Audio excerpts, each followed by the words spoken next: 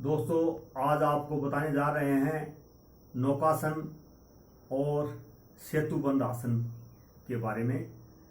नौकासन और सेतुबंध आसन बहुत ही उपयोगी आसन है।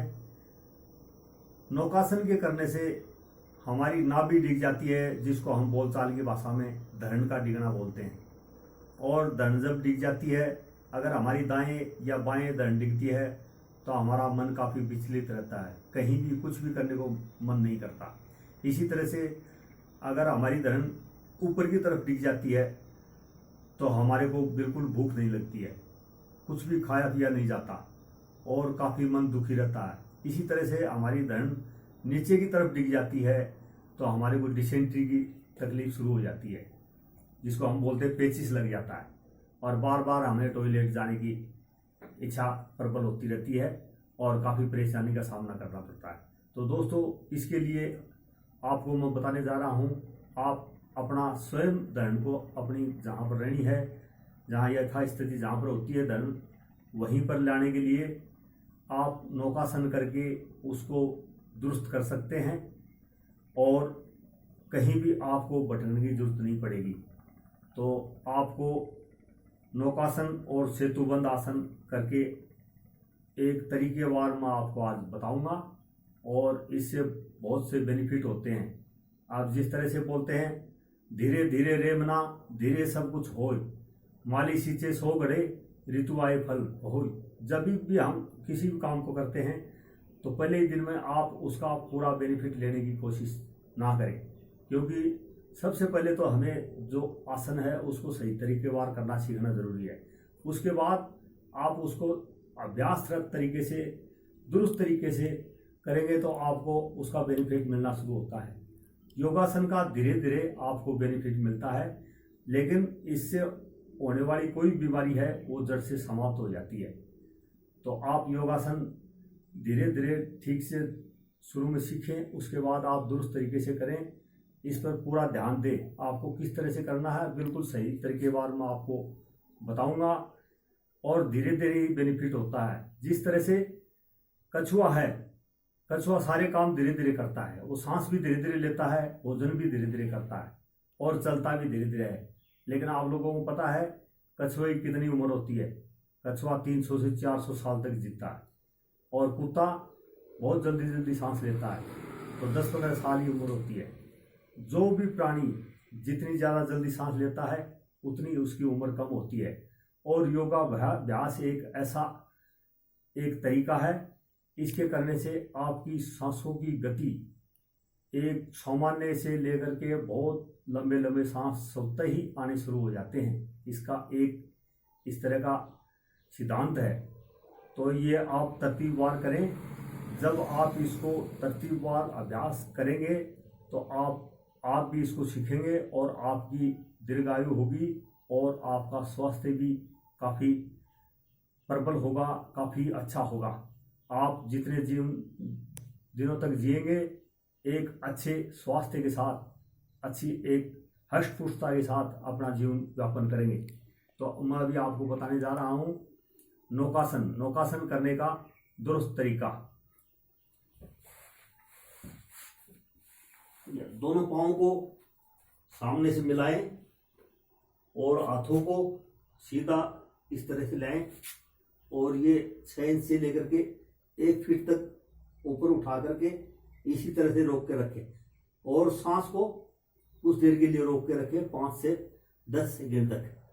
जब आप थक जाते हैं तो फिर से 5 से 10 सेकंड के बाद नीचे टिका लें। फिर 2 लंबे लंबे सांस लें और 2 लंबे सांस लेकर के फिर से इसी अभ्यास को फिर से दोहराएं।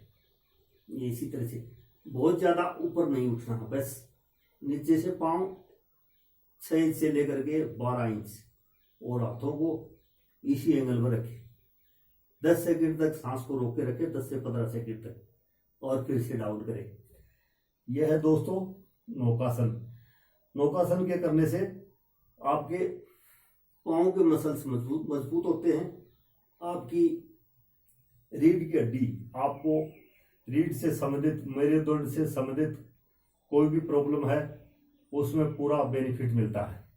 लेकिन करने का तरीका जो मैंने आपको बताया है इस पर विशेष ध्यान दें।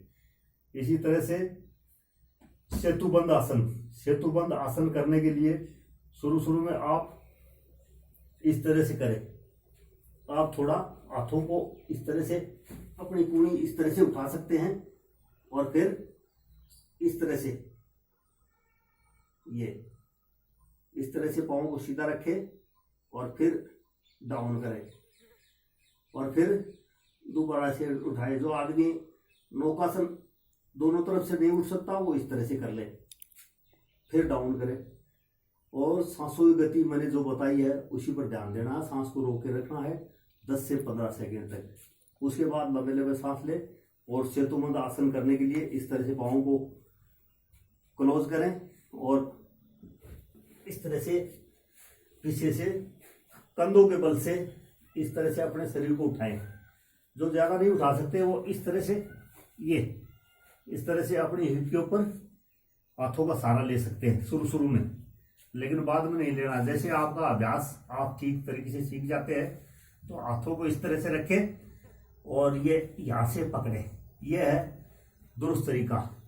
जैसे इस तरह से हुए और अपने कमर को ऊपर को उठा के रखना है और सांस को 10 से 15 सेकंड तक रोक के रखें। ये इसको पूर्ण आसन भी कहते हैं। अभी हमारी जो स्थिति है वो एक पूर्ण के जैसे हो जाती है, जिस तरह से पूर्ण होता है। सेतु हम पूर्ण को बोलते हैं शुद्ध हिंदी में। तो ये है पूर्ण की स्थिति। ये करने से यहाँ पर आकर के इसी तरह से 15-20 सेकंड तक सांस को रोके रखें।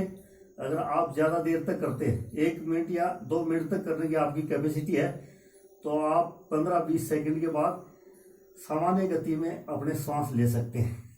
अन्यथा 15 से 20 सेकंड के बाद डाउन हो जाए और 2 लंबे लंबे सांस ले, फिर से 2 लंबे सांस लेकर के फिर से उसी पोजिशन में आए और फिर से 10 से 15 सेकंड तक सांस को रोक कर रखें और फिर से वापस डाउन हो जाए। इससे महिलाओं की ओवरी में बहुत ज़्यादा बेनिफिट मिलता है।